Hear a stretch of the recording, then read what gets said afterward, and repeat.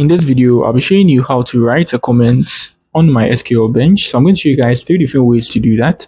So you can see on your screen, the first is the single line, that's a double dash. So now let's try to do that. So I come here, so 1, 2, that's the comment, and you give a space, and now you can write everything here.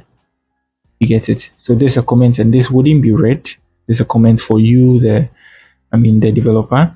Good. And then the second way to write a comment is also using the hashtag, which is this. Good. So another way to write a comment in MySQL Workbench is also hashtag. So after that, you give a space, and everything you write is also a comment.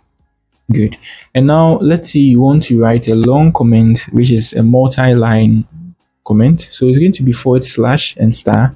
So good. So / and then your star like this. Good.